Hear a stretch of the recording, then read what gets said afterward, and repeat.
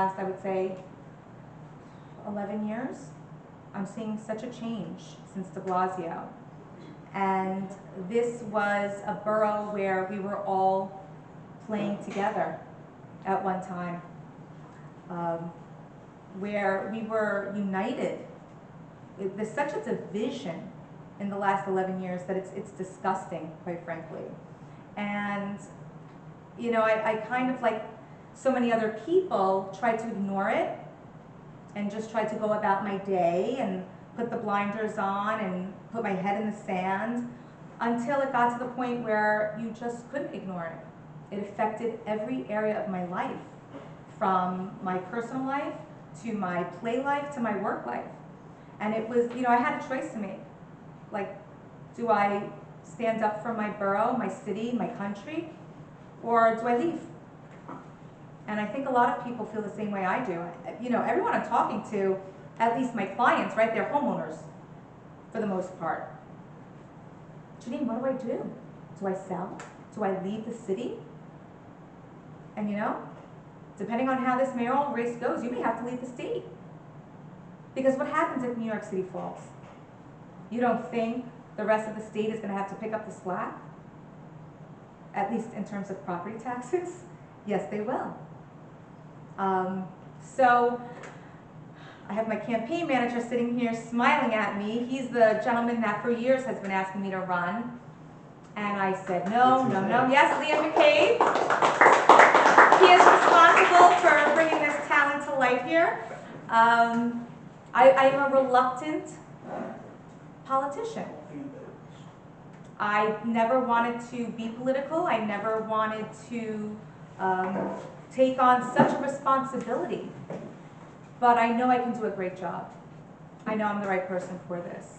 I'm a good person. I'm a fair person. I'm a fun person. Remember when Brooklyn was fun? Marty Markowitz days.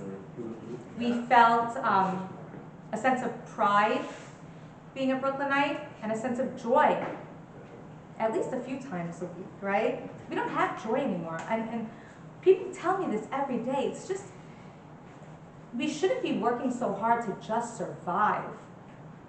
It's a problem.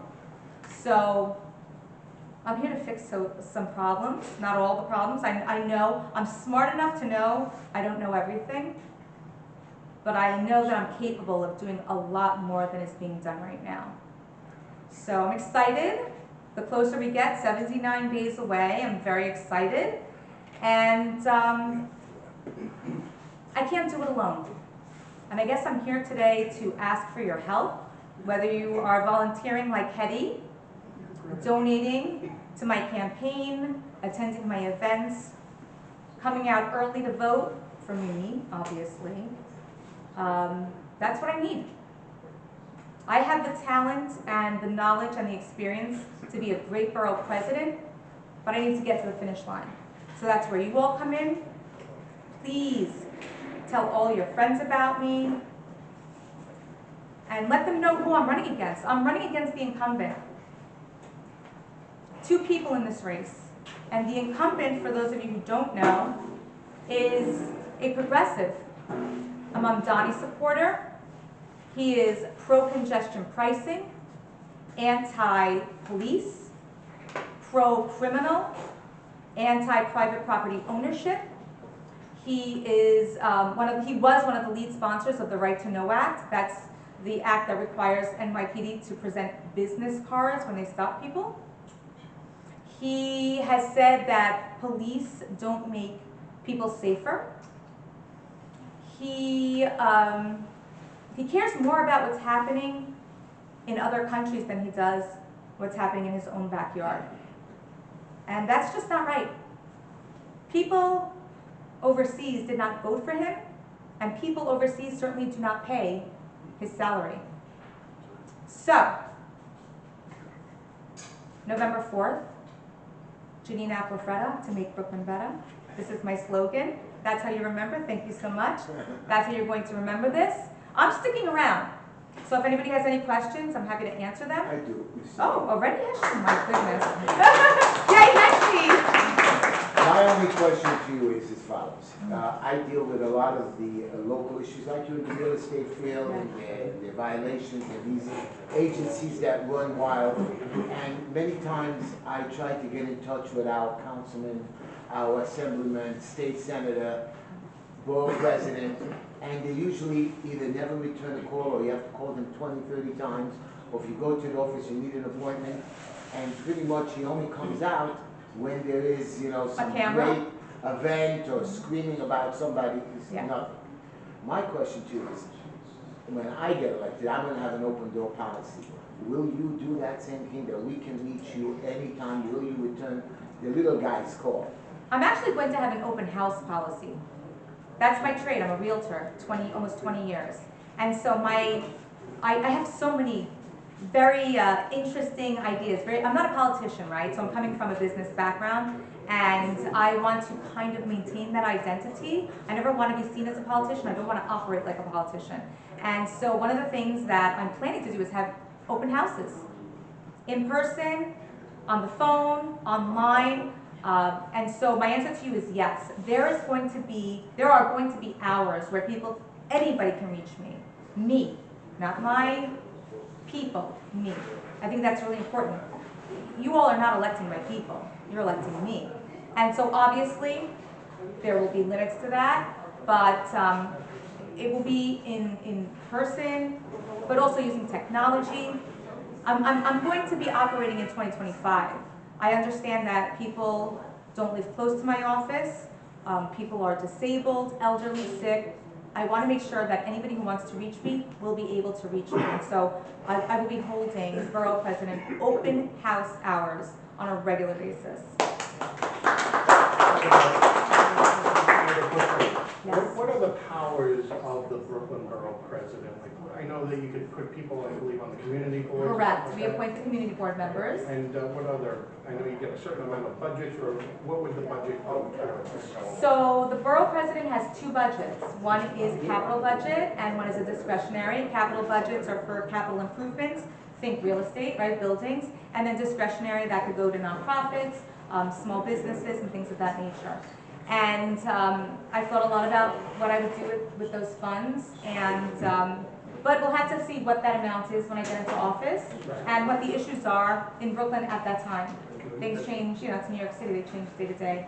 Now, a lot of New York's history is being paved over, like we have a lot of old homes, for instance, in like it's underneath McDonald Avenue. Does anyone remember what neighborhood that is? Windsor Terrace? Not Windsor Terrace, on McDonald Avenue with the old Miss Moody's house. No, it's How far down? near, going towards Coney Island. The Moody's house from 16 somethings. Gravesend, that's right. Gravesend. A lot of those old historic homes are being just destroyed for whatever progress, I guess, right? And there's a lot of other old homes that are like on the crux, I think right off of Kings Highway. There's another one that's kind of like been abandoned. It was like it was a privately owned home, but it was part of like 1800 something, or maybe during the 17s. And it looks like it wants to be ripped apart pretty soon. It's gotta be. Yeah, so at the end of the day, our history is being ripped apart. So in your budget, would you, like I know when Marty Markowitz was borough president, he helped facilitate the restoration of the King's Theater, an old historic theater that was closed in '77. Would you put some of that capital to help preserve certain historical landmarks, especially next year's our 250th birthday of America? Not sure, because again, I don't know what the budget will be. Right. And I don't know what we're going to be facing in January. Right.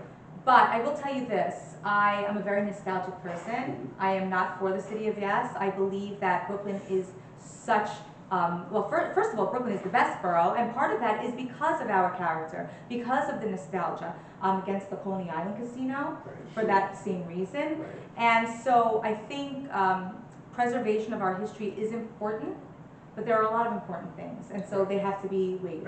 I wouldn't want to say, yes, I'm going to throw my capital budget to the preservation of historical buildings. You know, some of these buildings just, you know, for environmental purposes or safety purposes, cannot be saved.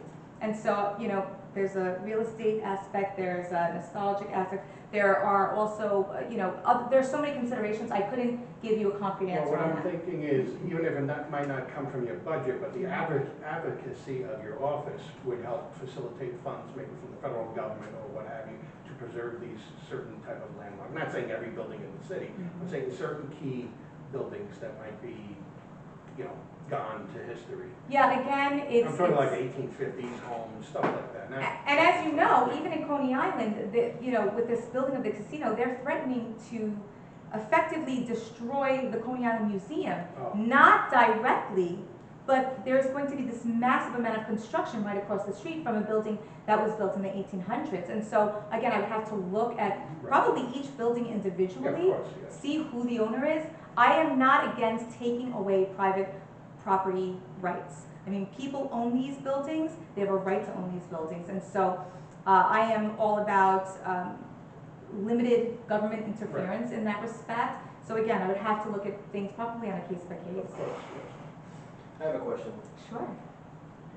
I read about you when I started reading about you, and I'm also very glad because not everybody knows what's going on, or the people are elected right now, especially the borough president of every borough that's coming in.